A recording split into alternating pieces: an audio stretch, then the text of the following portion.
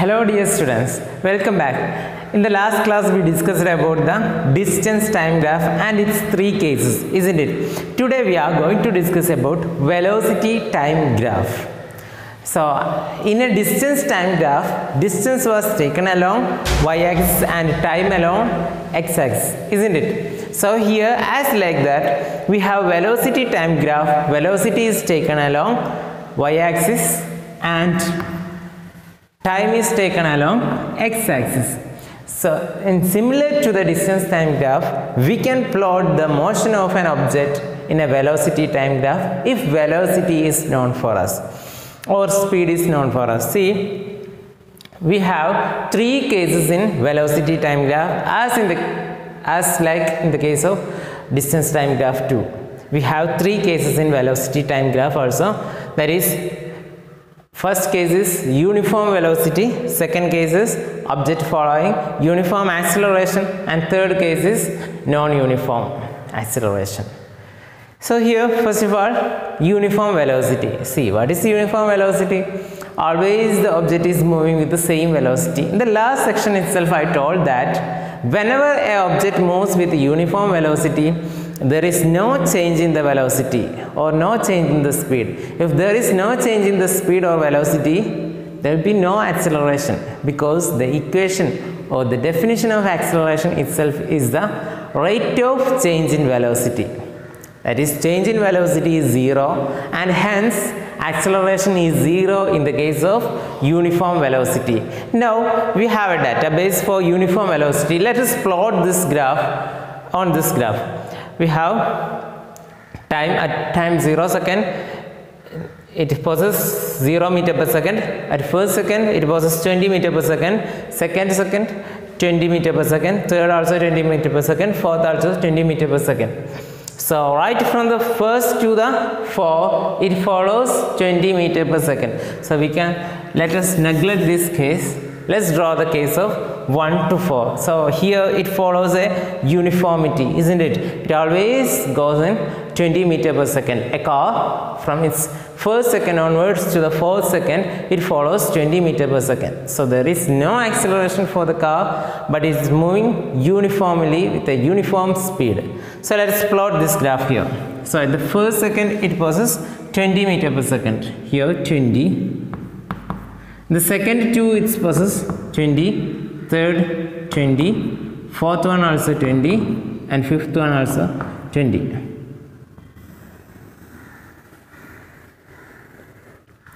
What is the nature of the graph? We get a parallel line, isn't it? We get a straight line parallel to the time axis or x-axis. So that is the first thing, first case, uniform velocity. And if an object follows uniform velocity, the velocity time graph will be a straight line parallel to the x-axis. So this is the case of uniform velocity. Hope you get it, because if you had listened to the first case, distance time graph, it's very easy. As like that case, in that case it was at rest. When the distance time graph is a straight line parallel to the x-axis, the object is at rest. But in the case of velocity time graph, already the object is moving. That's why it possesses a velocity. And if it is uniform, it will be a straight line parallel to the x-axis. Okay, now let's move to the next case, because this is very simple, just a straight line parallel to the x-axis only. Now let's move to the second case. That's uniform acceleration. What is meant by uniform acceleration? Equal acceleration, isn't it? What is the formula for acceleration? A is equal to v minus u by t. Hope you remember this equation. A equal to v minus u by t. What is v? Final velocity, u is initial velocity, and t is the time taken for that. Now let's consider this case. We have a data for that. At the time 0, it was 0 meter per second. At the first second it was 10 meter per second, second one 20, third one 30, fourth one 40. At the fifth second it goes in 50 meter per second.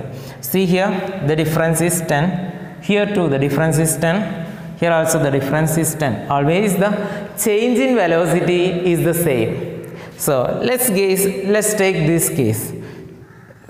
The portion from first to second. Here final velocity is 20, initial velocity is 10. So what is the change in velocity? Final velocity minus initial velocity is equal to 10, isn't it? Final velocity is 20, initial velocity is 10. So the difference is 10 meter per second.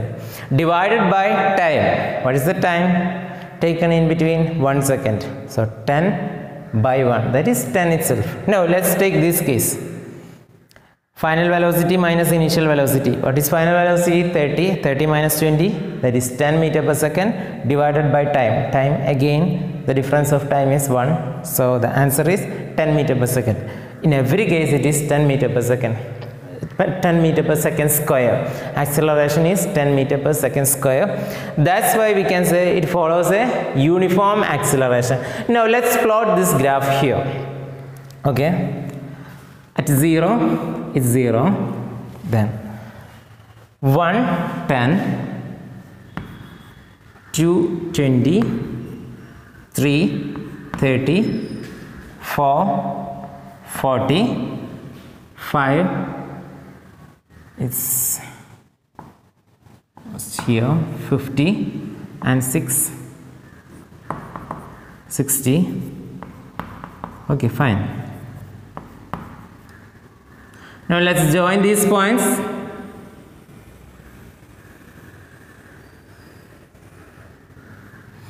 So if you join this with a scale, you can get a straight line. They will be situated in the straight line itself. See the nature of the graph. It's a straight line inclined to the x-axis or time axis.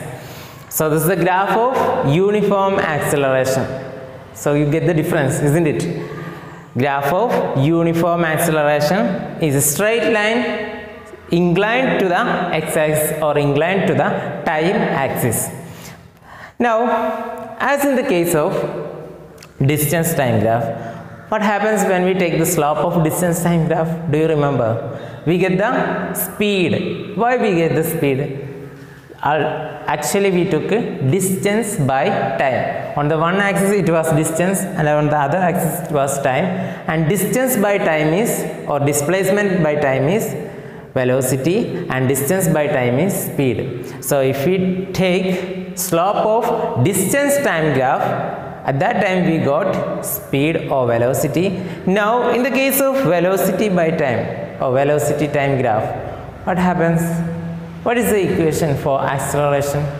Velocity, change in velocity by time, isn't it? So actually if we take the slope of velocity time graph, which physical quantity will be obtaining? No doubt it's acceleration, that is velocity by time we are taking in the case of slope of velocity time graph. Now let's take the slope of this graph. So for taking slope, I can consider any 2 points. Let me consider the last point and the second point. Okay.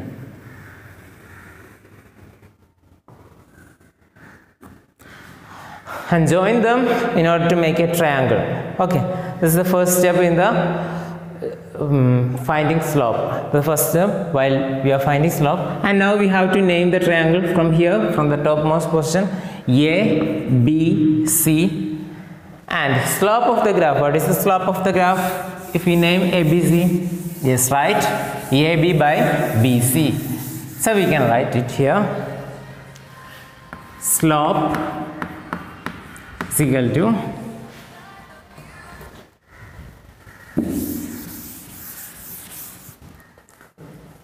AB by BC. Now you will help me to find AB. What is AB? Just extend this to the y-axis. How can we extend this? Draw a line joining the points. Here this B, from B we have to join here. So it's 60, upper limit is 60 and lower limit is 20. So what is AB? 60 minus 20, 60 minus 20 divided by, what is BC? Here it is 6, here it is 2, so that is 6 minus 2. So what is the answer?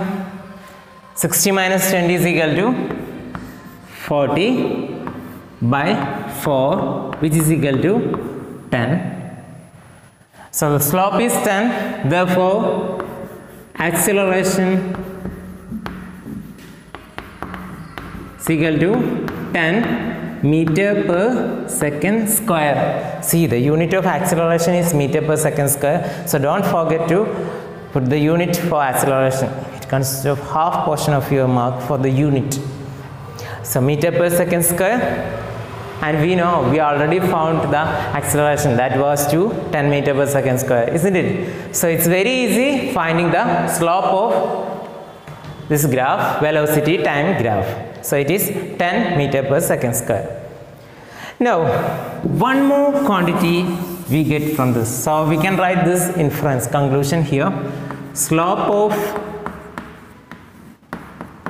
velocity time graph is equal to acceleration. So this is the first thing we got from the velocity time graph of a uniform acceleration, uniformly accelerated body. Now next thing, let's take the area under velocity time graph. So let's check what is the area under this velocity time graph. So for considering the area, for taking the area, let me consider another graph. So it will be more easy for you to understand the area under the curve. Our first graph we can consider. Our first graph was so, isn't it? It follows a uniform velocity and we got a graph like this, that is parallel to the x-axis. Why I take this graph is, it is easy to find the area of a rectangle than triangle. If we are taking the area of a triangle, we have to go for half BH, the equations. So here just this length into breadth, we will get the area. So we can go for that. Area under velocity time graph. Now we are considering a graph which passes or which goes for 5 seconds, and we have the graph of this body as like here. Now we can find the area. So area under the graph means area under this line, that we have to find. Now we have to find the area of this shaded region. How can we find the area? The equation for area is length into breadth, isn't it? It's a rectangle, so the area is length into breadth. What is the length of this? Here we have the length, that is 5 into breadth, which is equal to, what is this much height? It's not 2, it's 20. 5 into 20, which is equal to 100. So the area of velocity time graph is 100. Actually, area of velocity time graph gives us displacement.